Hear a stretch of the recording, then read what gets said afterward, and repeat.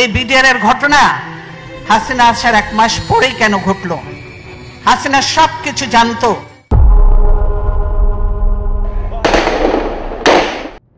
25 ফেব্রুয়ারি 2009 সকাল 9টা 27 মিনিট ঢাকার পিলখানায় আচমকা বিস্ফোরণ, গুলি, আর তারপর ইতিহাসের পাতায় লাল কালি দিয়ে লেখা এক ভয়াল অধ্যায়।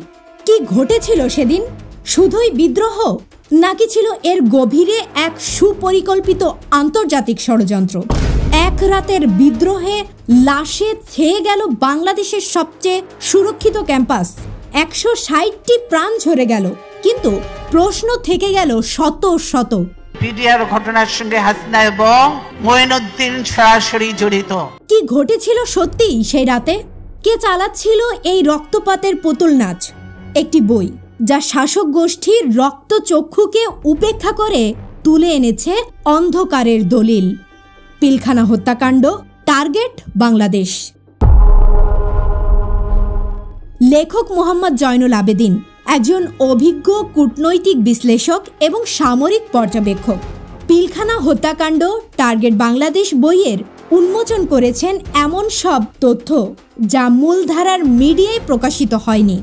তিনি লিখেছেন, এই বিদ্রোহ ছিল না শুধুই সেনা বিদ্রোহ, বরং এটা ছিল বাংলাদেশের স্বাধীনতা, সার্বভৌমত্ব এবং সামরিক নেতৃত্বের ওপর সরাসরি আঘাত।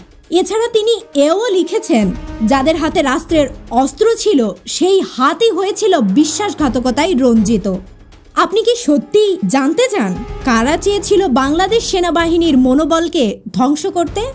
কে বা কারা পেছনে ছিল এই ভয়াবহ হত্যাকাণ্ডের নাটের গুরু? এই অডিও বুক শুনতে শুনতে আপনি খুঁজে পাবেন কিভাবে বিদ্রোহের মাঠে মিশে গিয়েছিল বিদেশি গোয়েন্দা সংস্থার ছায়া। 2009-এর রাজনৈতিক অস্থিরতায় কারা ছিল লক্ষ্যবস্তুর পেছনের শ্যাডোম্যান? কেন আজও গুম হয়ে যাচ্ছে তদন্তের মূল দলিল? পিলখানায় 25-26 ফেব্রুয়ারি 2009 সংঘটিত সমসাময়িক ইতিহাসের নজিরবিহীন ভয়াবহতম হত্যাকাণ্ড বাংলাদেশের অস্তিত্ব বিরোধী শক্তিকেই ঘটিয়েছে, যা বাংলাদেশের ভিত্তিমূলে চরম ঝাঁকুনি দিয়ে এর সীমান্ত পাহারা এবং প্রতিরক্ষা ব্যবস্থাপনাকে নড়বড়ে করেছিল। এর উদ্দেশ্য ছিল বাংলাদেশের স্বাধীনতা, সার্বভৌমত্বকে অকেজো করা। এ বিপর্যয় আপসহীন ও অনমনীয় লিসা পুরস্কারপ্রাপ্ত সাংবাদিক ও গবেষক মোহাম্মদ জয়নুল আবেদিনকে যারপরনাই ব্যথিত ও আতঙ্কিত করে।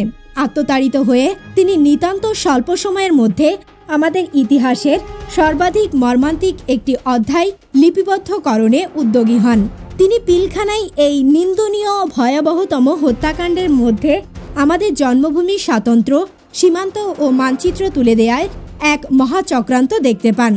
গ্রন্থাকার তার অনুসন্ধিৎসু দৃষ্টি, তথ্য ও যুক্তির মাধ্যমে বিডিআর সদর দপ্তরে অমানবিক হত্যাকাণ্ডের আড়ালে থাকা রূপকারের মুখোশ উন্মোচন করেছেন।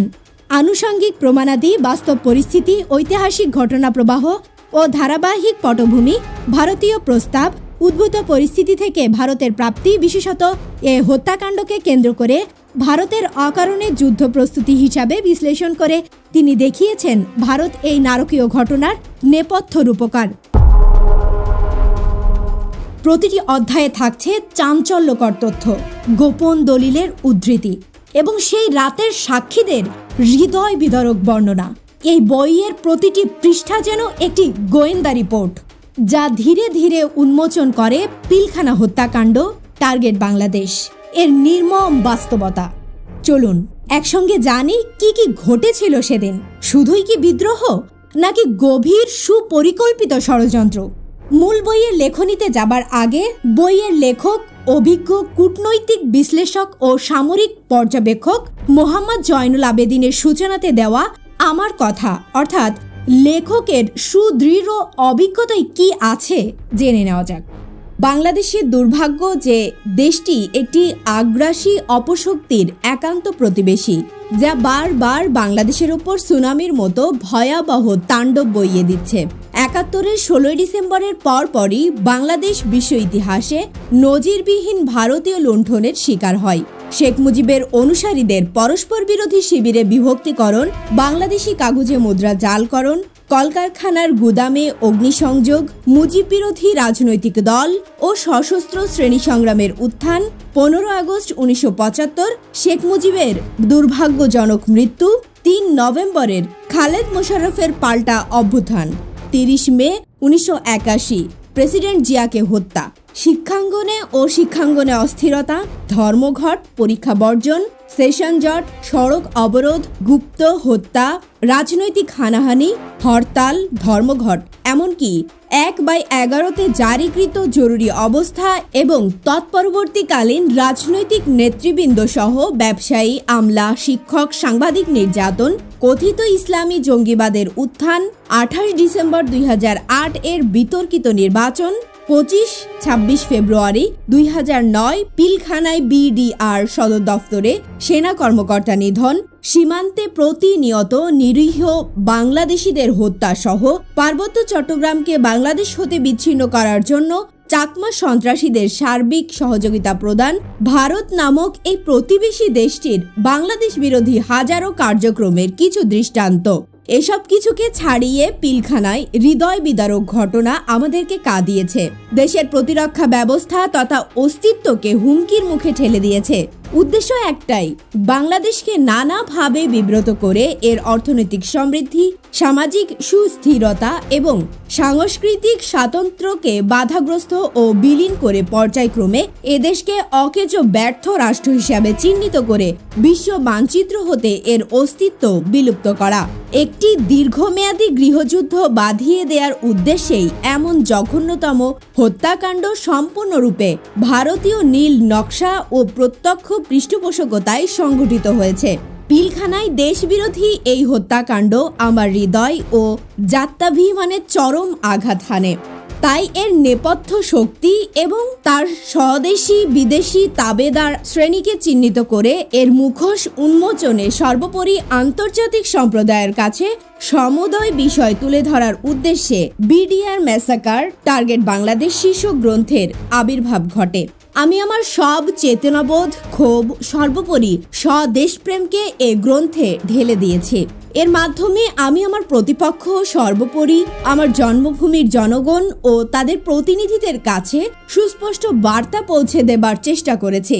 আমার সে ক্ষুদ্র প্রচেষ্টা নানা বিচ্যুতি সত্ত্বেও অনেক বিদগ্ধ জনের কাছে কালজয়ী গ্রন্থ হিসাবে সমাদৃত হয়েছে, আলহামদুলিল্লাহ।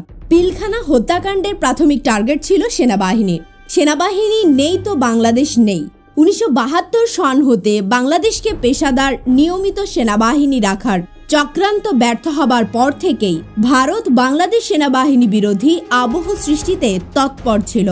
সেনাবাহিনী বিরোধী জনমত সৃষ্টির উদ্দেশ্যে ভারতমুখী বুদ্ধিজীবী রাজনীতিকরা নানা ধরনের অপযুক্তি ও কুৎসা রটিয়ে সেনাবাহিনীকে অপ্রয়োজনীয় ব্যয়বহুল সংস্থা হিসেবে তুলে ধরে। অতি সামান্য প্রতিরক্ষা বাজেট বাতিল করে প্রতিরক্ষা বাহিনী তুলে দেওয়ার জন্য বহুমুখী প্রচারণা ও চক্রান্ত সে 1972 সন থেকেই ভারতীয় পৃষ্ঠপোষকতায় সক্রিয় রয়েছে। বারবার অভ্যুত্থান, পাল্টা অভ্যুত্থানে সশস্ত্র বাহিনীর বহু সংখ্যক সদস্য ও কর্মকর্তা প্রাণ হারায়। উল্লেখ্য, এসব অভ্যুত্থানের নেপথ্যে পৃষ্ঠপোষক ছিল ভারত। এতদসত্ত্বেও বাংলাদেশ সশস্ত্র বাহিনী জনশক্তিতে, অস্ত্রবলে, প্রশিক্ষণে, সর্বোপরি স্বদেশপ্রেম ও শৃঙ্খলায় ঈর্ষণীয় সাফল্য অর্জন করে। পার্বত্য চট্টগ্রামে ভারতের লেলিয়ে দেয়া বিচ্ছিন্নবাদী চাকমা সন্ত্রাসীদের প্রতিহতকরণ, সর্বোপরি জাতিসংঘ শান্তিরক্ষী হিসাবে বিশ্বের বিবাদমান জনপদে শান্তি প্রতিষ্ঠায় শ্রেষ্ঠত্বের উদাহরণ স্থাপনার মাধ্যমে বাংলাদেশের জন্য অনন্য সুনাম এবং প্রচুর বৈদেশিক মুদ্রা অর্জনে সক্ষম হওয়ায় সর্বোপরি আন্তর্জাতিক পরিমণ্ডলে বাংলাদেশ সেনাবাহিনী তথা বাংলাদেশের মান, মর্যাদা ও গ্রহণযোগ্যতা বৃদ্ধি পাওয়ায় ভারত যুগোৎপদভাবে উদ্বিগ্ন ও ঈর্ষান্বিত। সেনাবাহিনীকে বিতর্কিত, সর্বোপরি সেনাবাহিনী ও জনগণকে মুখোমুখি পরস্পর বিরোধী শিবিরে বিভক্ত করে দেশে অস্থিতিকর পরিস্থিতি সৃষ্টির পরিকল্পনা বহুদিনের। সে পরিকল্পনার অংশ হিসাবে সেনাবাহিনীর সমর্থিত জরুরি অবস্থার মুখে দেশকে ঠেলে দেওয়া হয়। দীর্ঘ 2 বছর সেনাবাহিনীর ভিতর সৃষ্ট চরদের মাধ্যমে বিভিন্নমুখী দেশ ও জনবিরোধী কর্মকাণ্ডের প্রতিষ্ঠান হিসাবে সেনাবাহিনী বিতর্কিত হয়ে পড়ায় এর জনপ্রিয়তা ও গ্রহণযোগ্যতা মারাত্মকভাবে ক্ষতিগ্রস্ত হয়। সাধারণ মানুষ বুঝতেই পারেনি সরকার ও সেনাবাহিনী ভারতীয় চরদের স্বার্থের গুটি হিসাবে ব্যবহৃত হচ্ছে। দেশ ও সেনাবাহিনীকে সমূলে ধ্বংস করার পরিকল্পনার অংশ হিসেবেই জরুরি অবস্থা এসেছে। জরুরি অবস্থাকালীন বাড়াবাড়ি তথা নিবর্তনমূলক কর্মকাণ্ড চলেছে।